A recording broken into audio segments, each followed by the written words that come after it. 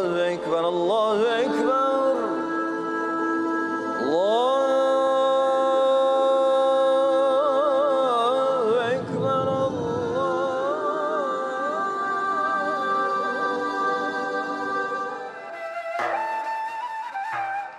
أعوذ بالله السميع العليم من الشيطان الرجيم. واعتصموا بحبل الله جميعا ولا تفرقوا واذكروا نعمة الله عليكم إذ كنتم أعداء فألف بين قلوبكم فأصبحتم بنعمته إخوانا.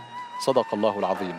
فالمؤمنون إخوة لا يجوز لهم أن يتباغضوا ولا أن يتحاسدوا ولا أن يتخاصموا فيما بينهم. مرحبا بكم مشاهدينا الكرام وتحية طيبة مباركة في هذه الحلقة من برنامج محيا رمضان في اليوم 13 من أيام الشهر الفضيل.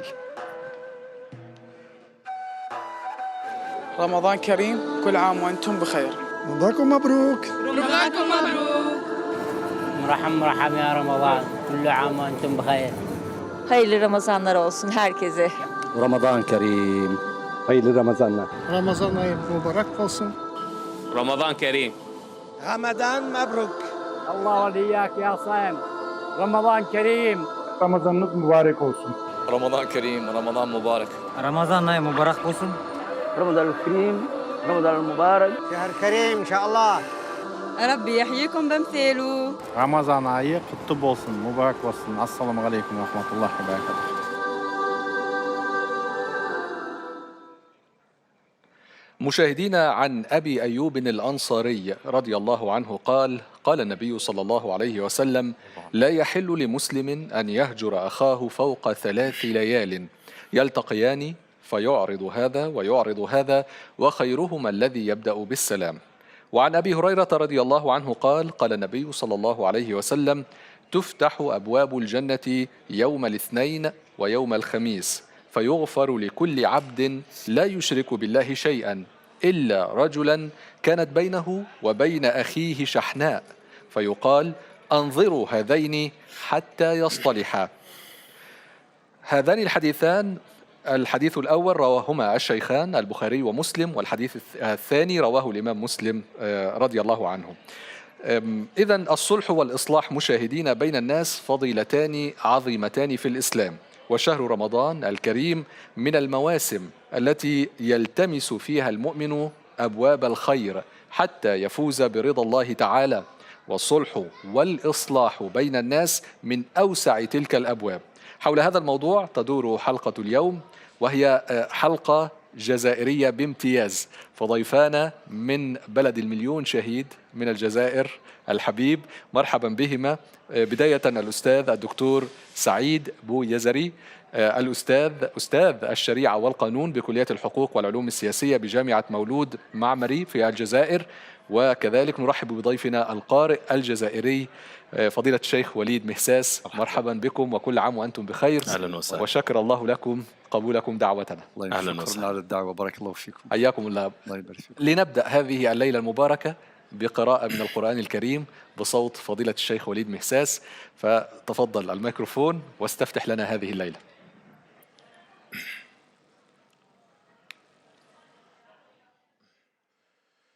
أعوذ بالله من الشيطان الرجيم.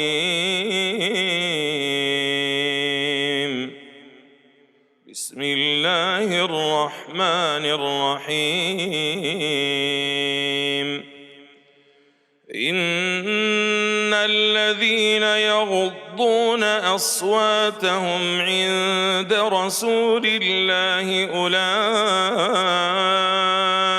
الذين امتحن الله قلوبهم للتقوى لهم مغفرة وأجر عظيم. إن الذين ينادونك من وراء الحجرات أكثرهم لا يعقلون.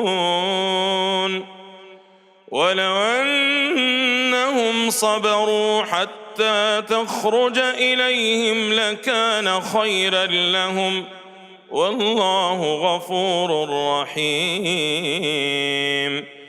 يا أيها الذين آمنوا إن جاءكم فاسق بنبأ فتبينوا أن تصيبوا قوما بجهالة فتصبحوا على ما فعلتم نادمين واعلموا أن فيكم رسول الله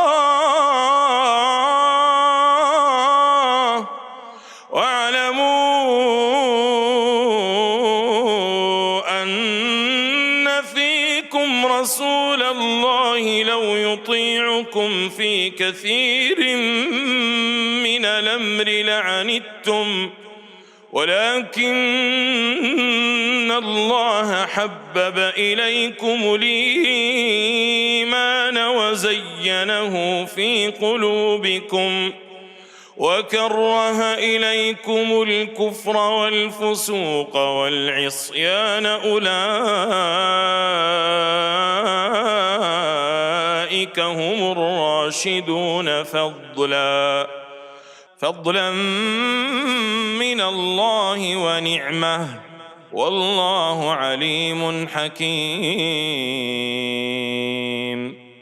وإن طائفتان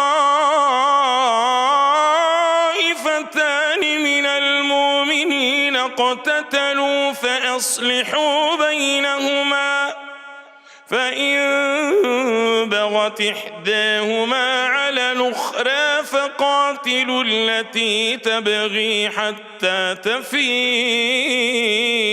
إلى أمر الله فإن فاءت فأصلحوا بينهما بالعدل وأقسطوا إن الله يحب المقسطين. إنما المؤمنون إخوة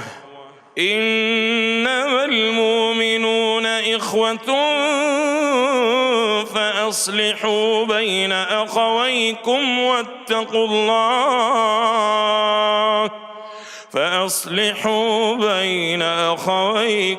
واتقوا الله لعلكم ترحمون. صدق الله العظيم. بارك الله فيك وجزاكم الله خيرا شيخ وليد. ويعني بالمناسبة أهل المغرب العربي يقرؤون برواية ورش عن نافع. نعم. على الرغم أننا ورش مصري وأهل مصر يقرؤون برواية حفص عن عاصم. عثمان بن سعيد ورش. بارك الله فيكم. دكتور سعيد، يعني الآيات التي تلاها لنا فضيلة الشيخ وليد إنما المؤمنون إخوة فأصلحوا بين أخويكم، ننطلق منها في التفريق بين هذه المصطلحات الصلح والإصلاح، فما الذي نقوله في هذا السياق؟ بسم الله والحمد لله والصلاة والسلام على رسول الله صلى الله عليه وسلم. معاشر المشاهدين الكرام، السلام عليكم ورحمة الله ورحمة الله وبركاته. ربنا جل جلاله هو الذي خلق الخلق، وقد سبق في علمه أن النزاع يقع بين الناس، فمن خصائص الحياة ومن خصائص أهل الدنيا التنازع، الاختلاف والتباين في الذهنيات، في الأفكار، في المصالح. لذلك أرشدنا الله عز وجل وهو أعلم بنا، ألا يعلم من خلق وهو اللطيف الخبير، إلى الصلح وإلى الإصلاح، إلى الصلح عند وقوع التنازع، إلى الصلح عند وقوع التنازع مهما كانت طبيعته. قد يكون هذا النزاع مدنيا، قد يكون استثماريا تجاريا ماليا، قد يكون عقاريا، قد يكون أسريا، قد يكون اجتماعيا. مهما كانت طبيعة النزاع أرشدنا الله عز وجل إلى إنهاء النزاع بطريقة ودية. فكما قال قرأ الشيخ الفاضل الشيخ وليد من سورة الحجرات إلى غاية الآية 10 التي تأمرنا بالإصلاح وإصلاح ذات البين. لذلك قال الله عز وجل في سورة النساء في الآية 65: فلا وربك لا يؤمنون إلا بشروط. الشرط الأول حتى يحكموك فيما شجر بينهم. وهذه الآية لم تحدد نوعا معينا بذاته مهما كانت طبيعة الشجار أو طبيعة النزاع. الشرط الأول حتى يحكموك فيما شجر بينهم. الشرط الثاني ثم لا يجدوا في أنفسهم حرجا مما قضيت. هذا يمكن أن نطلق عليه اصطلاح الرضا النفسي، القبول النفسي لنتائج الصلح. والشرط الثالث ويسلموا تسليما. هذا يمكن أن نسميه التسليم الظاهري، أي تطبيق مقتضى الصلح وقبول نتائج الصلح بلا إشكال في التنفيذ. والإصلاح يمكن أن يكون إصلاحا تربويا حينما تهتز منظومة القيم على مستوى الفرد، على مستوى الأسرة، على مستوى المجتمع، في الحياة الاقتصادية، في جميع المجالات. فإذا اهتزت منظومة القيم وطالها الفساد نستدعي الإصلاح، فيأتي طرف ثالث، شخص آخر وسيط يتدخل من أجل الإصلاح. والإصلاح بالمناسبة من خصائص الأنبياء، من خصائص المرسلين. لذلك ما تفرق عند النبيين والمرسلين اجتمع عند خاتم الأنبياء والمرسلين صلى الله عليه وسلم. فهناك هناك نبي جاء بالإصلاح العقدي الإيماني، والثاني الإصلاح في المجال الاقتصادي أو الاجتماعي أو الأخلاقي إلى غير ذلك. وجاء النبي الإسلام صلى الله عليه وسلم وبه قد اكتمل الدين، كما نقرأ في سورة المائدة: اليوم يئس الذين كفروا من دينكم فلا تخشوهم واخشون اليوم أكملت لكم دينكم وأتممت عليكم نعمتي ورضيت لكم الإسلام دينا. إذن فهذا الإصلاح قد يهتم بالجانب التربوي، إصلاح ما فسد تربويا، أو إصلاح ما فسد اجتماعيا على مستوى النسيج الاجتماعي، على مستوى العلاقات الأسرية أو الاجتماعية، أو ما فسد في المجال الاقتصادي، في جميع المجالات. وتتكامل هذه المصطلحات، الإصلاح والصلح، كل يؤدي دوره، فتتشكل بينهما علاقة التكامل لا التفاضل. ما شاء الله دكتور. شيخ وليد، يعني يحضرني هنا لحضرتك فيديو انتشر على وسائل التواصل الاجتماعي بشكل كبير. حضرتك كنت تؤم المسلمين في صلاة تراويح في رمضان، أعتقد العام الماضي أو قبله. نعم. وجاءت قطة فاستأنست بك، دعني يعني أستخدم هذا الوصف، وصعدت على يدك وكتفك وأنت تعاملت معها بحنو، يعني حركة يدك عليها لم تزعجك، وواصلت قراءتك ما شاء الله تعالى، وأتممت صلاتك ولم يكن هناك أي مشكلة. أنا لن أقف مع الفيديو، لكن أقف مع ردود الفعل عن هذا الفيديو.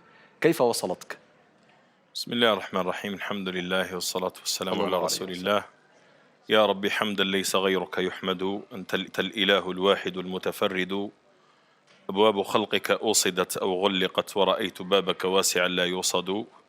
وأصلي وأسلم على النعمة المهداة والرحمة المسداة، محمد سيد السادات ومكرمة المكرمات، صلى الله عليه وعلى آله وصحبه وعلى من سار على نهجهم وتقفى آثارهم إلى يوم الدين. أما بعد، فبادئ ذي بدء، أنا سعيد جدا بالحضور بين إخواني في هذه البلاد الطيبة المباركة، في أرض الخير وأرض البركة، ومع شيخي الفاضل الدكتور سعيد، وهو معروف بالإصلاح في الجزائر إن شاء الله، ومعك الأستاذ الفاضل الأستاذ عصام، جزاكم الله خير، الله يحفظكم.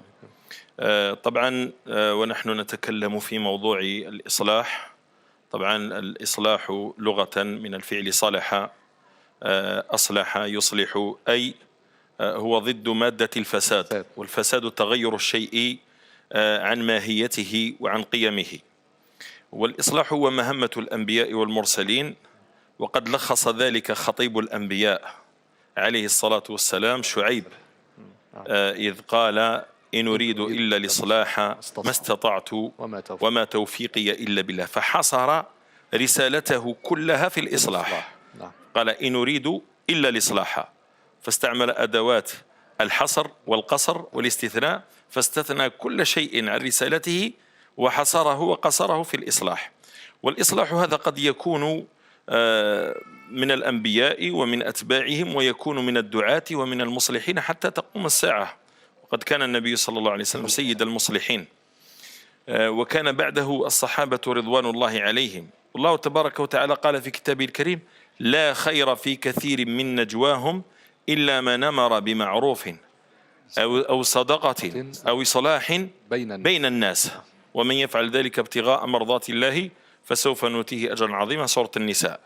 طبعا نرجع إلى ردود فعل الناس، ولا سيما غير المسلمين الذين تغيرت نظرة الكثير منهم إلى الإسلام وإلى المسلمين، بعد أن كانوا يروننا قوم عنف، وكانوا يروننا قوم ربما تخريب أو قوم إرهاب شدد، فرأوا تلك اللقطة التي هي غيض من فيض. المسلم، كل المسلمين الأصل أن يكونوا هكذا في التعامل مع الإنسان، في التعامل مع الحيوان، في التعامل مع المسلم، في التعامل مع غير المسلم.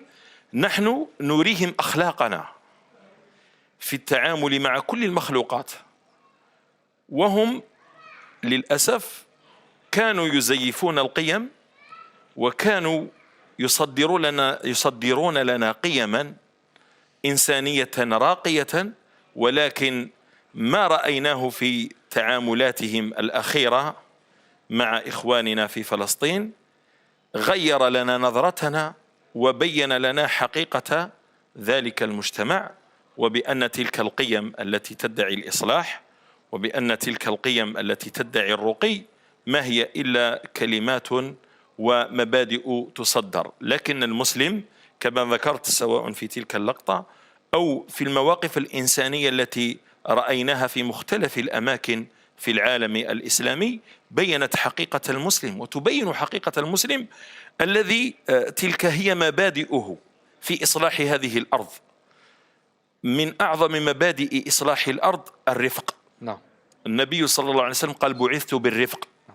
والنبي صلى الله عليه وسلم قال لعائشة رضي الله تعالى عنها وأرضاها: يا عائشة، ما كان الرفق في شيء إلا زانه، وما نزع من شيء إلا شانه، يعني إلا أفسده. والإفساد ضد الإصلاح، والإصلاح يكون بالرفق، بالكلمة الطيبة، كما بعث النبي صلى الله عليه وسلم بالكلمة الطيبة، وقال لنا وهو يوصينا: والكلمة الطيبة صدقة. ومبدأ أو بداية الإصلاح هي الكلمة الطيبة. إذن فنحن كمسلمين يجب علينا أن نتقمص وأن نتلبس بتلك الأخلاق الطيبة والراقية، حتى نظهر ديننا في أبهى حلة له، وحتى نصلح ما فسد طبعا في جوارنا وفي العالم بأسره. نستأذنك في تلاوة أخرى. نعم، تفضل.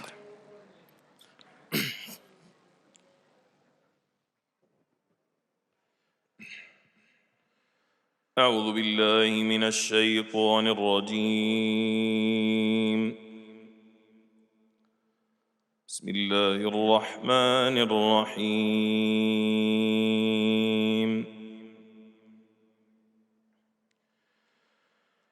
فلا وربك لا يؤمنون حتى يحكموك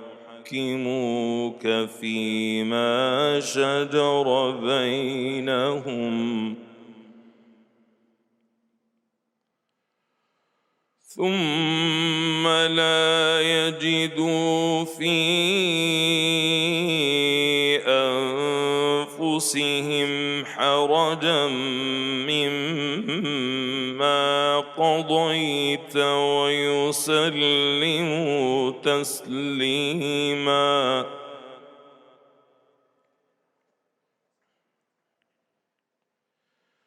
ولو أنا كتبنا عليهم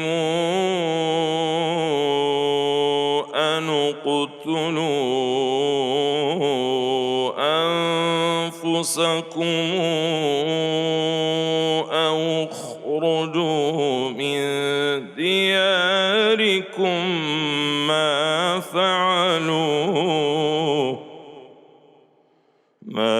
فعلوه إلا قليل منهم. ولو أنهم فعلوا ما يوعظون به لكان خيرا لهم وأشد تثبيتا، وإذا لآتيناهم من لدنا أجرا عظيما ولهديناهم صراطا مستقيما.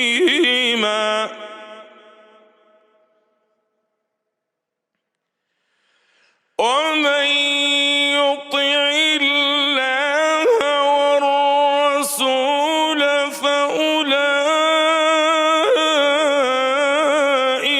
مع الذين أنعم الله عليهم ومن يطع الله والرسول فأولئك مع الذين أنعم الله عليهم من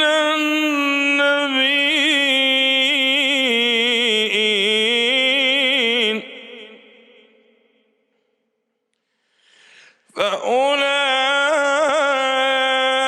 فأولئك مع الذين أنعم الله عليهم من النبيين والصديقين والشهداء والصالحين وحسن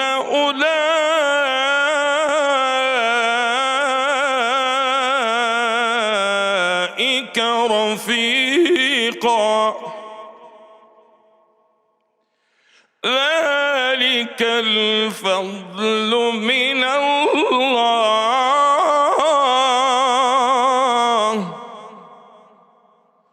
ذلك الفضل من الله وكفى بالله عليما. صدق الله العظيم. جزاكم الله خيرا. أحسنتم يا شيخنا. دكتور سعيد، إذا نحن أمام مصطلحات الصلح والإصلاح. الصلح قد يكون بمبادرة من أحد المتخاصمين أو من كليهما، أما الإصلاح فيستدعي دخول وسيط بين المتخاصمين. فإذا ما تحدثنا عن الصلح، أولى بالمؤمن أن يصطلح بداية مع الله سبحانه وتعالى، ومن ثم يصطلح مع عباد الله. لو تضيء لنا على هذه النقطة دكتور. الصلح والتصالح مع الله جل جلاله هو الخطوة الأولى والقاعدة الأساس التي تؤهل الإنسان لقبول الصلح في أي مجال من المجالات. الذي لا يعترف بالله جل جلاله خالقا رازقا لا شك أن في حياته خلل يحتاج، وهو لا يملك إلا حياة واحدة. إذا أحسن استثمارها كان من الفائزين، من الناجين في حياة الخلد. لأن الحياة الدنيوية حياة الدنيا، لأن الحياة الدنيا هي قصيرة ولو طالت، بل هي أقصر من أن نقصرها. ولكن حياة الخلود هي في الآخرة، في دار القرار. لذلك حينما قال ربنا في سورة البقرة بعد آية الكرسي: لا إكراه في الدين قد تبين الرشد من الغي فمن يكفر بالطاغوت ويؤمن بالله. هكذا الكفر بالطاغوت مقدم على الإيمان بالله. وكأن هذه الآية تترجم معنى قولنا لا إله إلا الله. لا إله إثبات نفي، إلا الله إثبات. لا إله نفي تساوي فمن يكفر بالطاغوت، إلا الله إثبات تساوي ويؤمن بالله. النتيجة فقد استمسك بالعروة الوثقى لا انفصام لها. لذلك الإنسان يستثمر هذه الأيام المباركات في شهر رمضان الفضيل ليتصالح مع الله جل جلاله بالتوبة، بالعودة إلى الصراط المستقيم.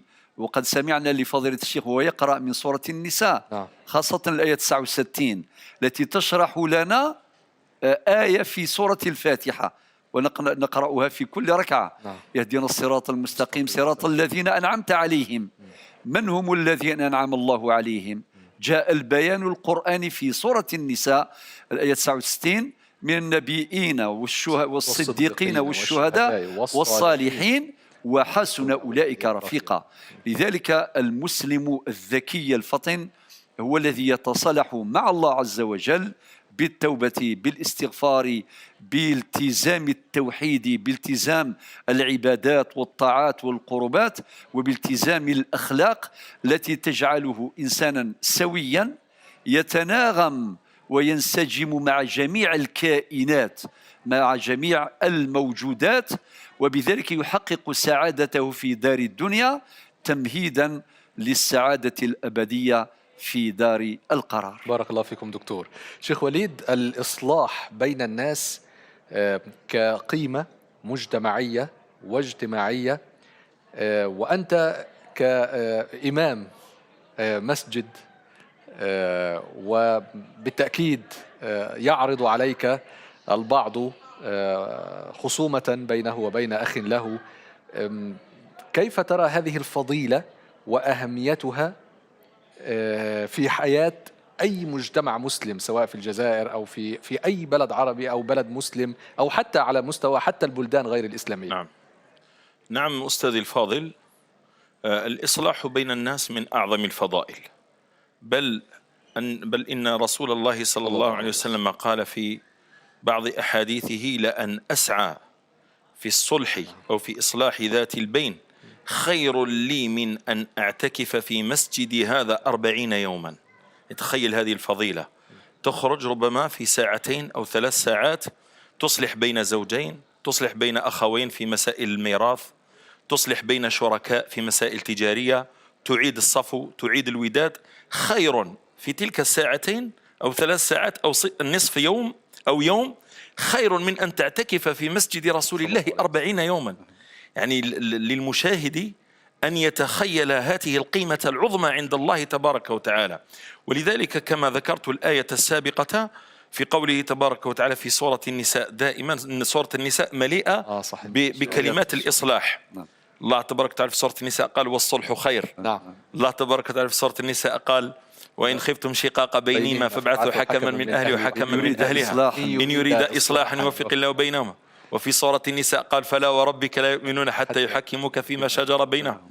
فآيات الإصلاح كثيرة، وآيات المواريث، والمواريث من أكثر أسباب الخلاف بين الناس. بارك الله فيك أستاذ. ولذلك في هذه الآية قال الله عز وجل: لا خير في كثير من نجواهم، لا خير في كثير من الناس. هذا معنى في كثير من نجواهم، كما قال الإمام ابن كثير وابن جرير الطبري في التفسير: لا خير في كثير من مجالسهم. النجوى هي المجالس.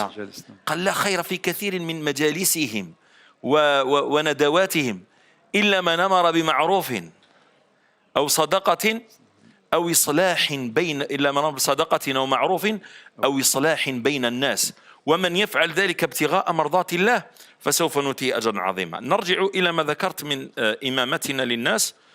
عندنا في الجزائر وزارة شؤون الدينية والأوقاف التي طبعا تهتم بكل جوانب الدينية والاجتماعية، بتعليم القرآن الكريم، مسابقات القرآنية الدولية. عندنا مجلس خاص في مهيكل في وزارة الشؤون الدينية اسمه مجلس إصلاح ذات البين، ما شاء الله. والأستاذ من أكبر وأقدم الأساتذة الذين دعوا لتأسيس هذا المجلس، وهو من الساعين في الجزائر ما شاء الله. في هذا العمل المبارك. عندنا مجلس في وزارة الشؤون الدينية اسمه مجلس إصلاح ذات البين. قبل أن يصل الناس يا أستاذ عصام، قبل أن يصل الناس إلى المحاكم وإلى الخلافات، يأتون إلى الإمام في كل المساجد في الجزائر.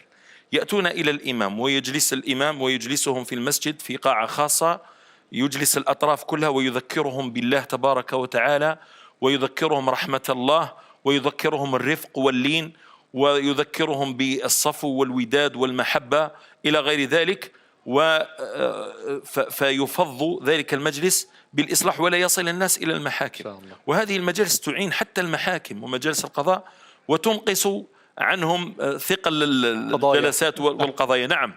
فهذا العمل ربما أحسن للإمام من إمامة الناس شهرا كاملا. إن شاء الله.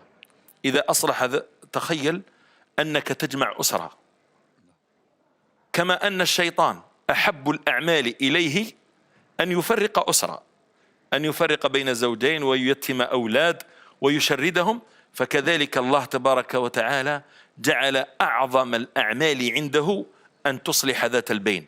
فهذا العمل نحن ندعو إليه في كل بلداننا، وحتى تصلح بين زوجين كافرين. ليس شرطا أن تصلح فقط بين المسلمين. وتصلح بين أخويك، تصلح بين الناس، تحاول أن تجمع الفرقاء. وقد كانت للجزائر كما قلت هذه جلسة جزائرية كانت للجزائر كانت لها مواقف عظيمة في هذا المجال. قد جمع الرئيس الجزائري الفرقاء الفلسطينيين في الجزائر قبل العام الماضي، وحاول الإصلاح بينهم، وإن شاء الله تكون نواة خير. إذا اجتمع إخواننا تسهل عليهم القضية. فهكذا المؤمن يكون مصلحا صالحا ومصلحا أينما كان، كما قال العلماء: المؤمن كالغيث أينما وقع نفعه دائما يمشي معه. نعم. بارك الله. فهذا الذي بارك الله فيك شيخ وليد.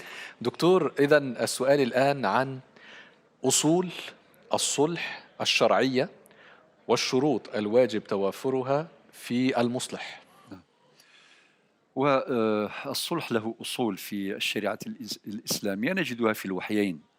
في القرآن الكريم استمعنا إلى آيات الصلح وهي كثيرة والحمد لله، في سورة النساء، في سورة الأنفال الآية الأولى: فاتقوا الله وأصلحوا ذات بينكم. ونقرأ أيضا في السنة النبوية الشريفة، في السنة القولية وفي السنة العملية وفي السنة التقريرية. على سبيل المثال لا على سبيل الحصر، في الحديث الذي خرجه الإمام أبو داود قال النبي عليه الصلاة والسلام: ألا أخبركم بأفضل من درجة الصيام والصلاة والصدقة؟ قالوا: بلى يا رسول الله. قال: إصلاح ذات البين. إذن أرشدهم إلى هذا العمل الجليل كما قد تفضل أخي الشيخ وليد. هو عمل جليل يا أخي عصام، يقوم به الإنسان، قد يكون رجلا، قد يكون امرأة، قد يكون صغير أو كبير، هذا لا يهم. المهم من يكون له استعداد وإيمان بنبل الرسالة. هذا بالمناسبة هو شرط أساس، الإيمان بنبل هذه الرسالة، رسالة الصلح والإصلاح. ونبينا عليه الصلاة والسلام في حديث آخر حينما وقع نزاع بين أهل قباء أخبر عليه الصلاة والسلام، فهو إمام المصلحين وهو سيد المرسلين، فقال للصحابة الذين أخبروه بهذا النزاع الذي قد وقع، قال: اذهبوا بنا نصلح بينهم. إذن نستنبط من هذا الحديث جملة من الفوائد، منها أنه بادر إلى الصلح في أول النزاع، وهذه مسألة منهجية مهمة في التصدي لأي نزاع يقع، المبادرة إلى الصلح في أول النزاع، لأن النزاع يشبه النار حينما تشتعل هكذا ممكن بقليل من الماء يمكن أن نطفئها، ولكن إذا اتسعت رقعتها يصعب إطفاؤها. لذلك هذه مسألة مهمة، فائدة مهمة. الفائدة الثانية قال اذهبوا بنا، إذن فهو يتقدمهم، فهو إمام المرسلين وهو إمام المصلحين. ثم في الحديث نفسه بين الهدف المقصد الأصلي، قال نصلح بينهم، إذن الهدف هو تحقيق هذا الصلح.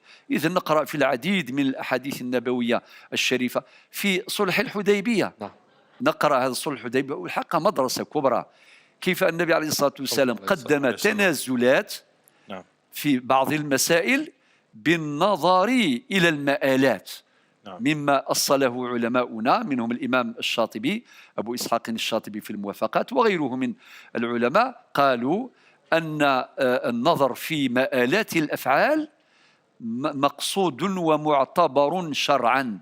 إذن هو رجح المصالح المستقبلية الدائمة على المصالح الآنية العارضة، هذا الذي أدى به إلى أن قدم تنازلات تحقيقا لتلك الهدنة.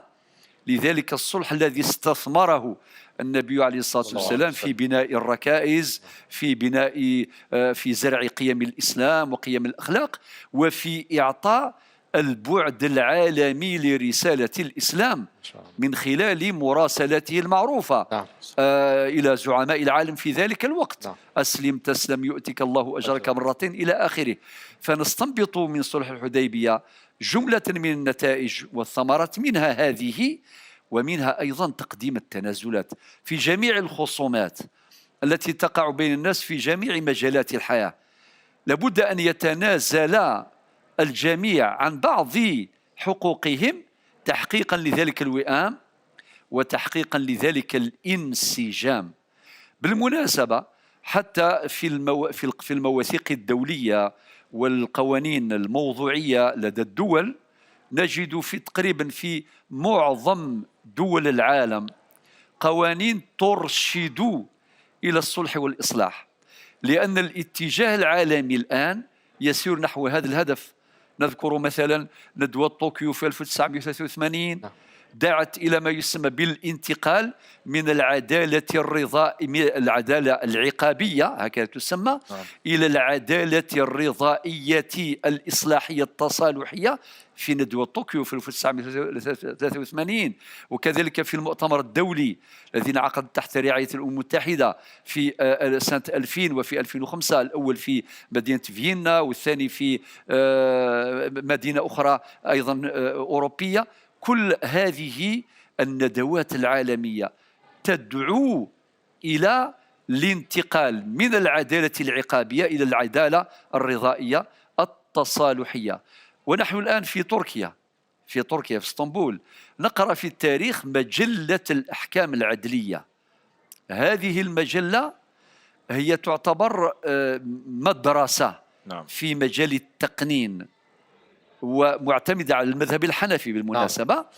فالمادة 1531 وما بعدها أشارت إلى تعريف الصلح في هذه المادة المذكورة، ومما أكدت عليه أن الصلح ينهي النزاع وديا ولا يتم إلا باقتران الإيجاب مع القبول. ثم تأتي أحكام أخرى مبثوثة في المواد التي تأتي بعد المادة 1531. ولكن هذا الصلح لا يتصدى له إلا من آمن به. لذلك هذا الشرط الأول والأساس. الشرط الأول أن يؤمن بنبل الرسالة، أن يؤمن المصلح أو المصلحة بأن الصلح رسالة نبيلة. الشرط الثاني الاستعداد للتضحية بالجهد بالوقت بالمال بكل شيء، لأن المصلح يحتاج إلى وقت طويل حسب طبيعة النزاع. نعم. كما قال فضيلة الشيخ وليد، هناك بعض المنازعات ربما تستغرق لحظات، دقائق أو ساعات أو أيام، ولكن هناك بعض المنازعات تحتاج إلى وقت طويل، وتحتاج إلى جهد طويل، وتحتاج إلى شرط آخر، وهو فهم طبيعة القضية المعروضة. نحتاج إلى العلم المناسب للقضية المعروضة. وكذلك يحتاج هذا الإنسان المصلح إلى النفس الطويل، وإلى الصبر الجميل، وإلى الاستمرار في عملية الصلح. وكذلك مسألة أخرى مهمة، متابعة آثار الصلح. وهنا دكتور اسمح لي أن أسأل من خلال قول الله تعالى: ولا تنازعوا فتفشلوا وتذهب ريحكم. أسأل هنا عن تداعيات استمرار النزاعات والخصومة بين المسلمين، والعكس، ثمرة أو ثمار تحقيق الصلح بين المسلمين. التنازع في دقيقتين لو تفضل. التنازع يؤدي إلى الدمار الله على المستوى الفردي، على مستوى الأسرة، على مستوى المجتمع، ويؤدي إلى تشتيت القوة، ويؤدي إلى تفتيت الوحدة. ولكن الصلح والتصالح وحدة، قوة. الآن إخواننا في غزة وفلسطين يعيشون مأساة بشرية، حالة دمار شامل، جريمة إنسانية بجريمة إبادة يعني من قبل الصهاينة. الأمة ضيعت، نسأل الله أن تنتبه. آمين. أمة الإسلام إلى عنصر الوحدة، إلى التصالح والوحدة، من أجل دعم هذه القضية المركزية. نسأل الله لإخواننا الموتى هناك الشهادة، نسأل الله يتقبلهم من الشهداء ولهم الرحمة، ونسأل الله الشفاء، وأن لجميع المرضى وجميع الجرحى، وكذلك الصبر والثبات للمجاهدين والمجاهدات، والنصر، وما النصر إلا من عند الله. بارك الله فيكم دكتور. في نهاية هذه الحلقة أشكر حضرتك جزيلا، أستاذ الشريعة والقانون بجامعة مولود معمري في الجزائر، الدكتور سعيد بويزري. شكرا جزيلا لحضرتك دكتور. كذلك أشكر فضيلة الشيخ وليد مهساس الإمام والقارئ. وسنختم مع قراءة لحضرتك في آخر دقيقتين لنا، ولكن قبلا أشكر مشاهدينا الكرام أيضا على حسن المتابعة، وغدا بإذن الله حلقة جديدة، ودمتم في أمان الله. تفضل شيخ وليد.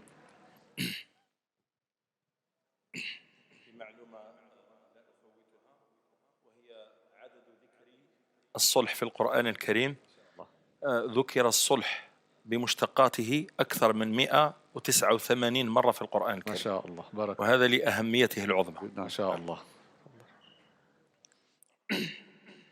أعوذ بالله من الشيطان الرجيم. بسم الله الرحمن الرحيم. يا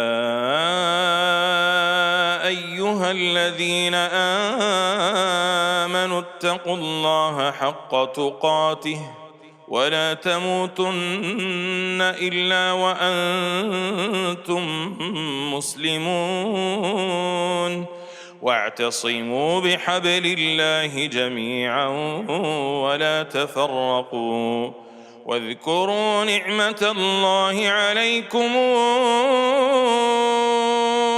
إذ كنتم أعداء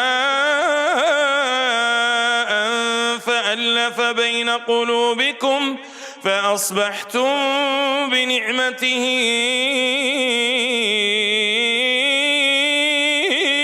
إخوانا، وكنتم على شفا حفرة من النار فأنقذكم منها، كذلك يبين الله لكم آياته لعلكم تهتدون. صدق الله العظيم.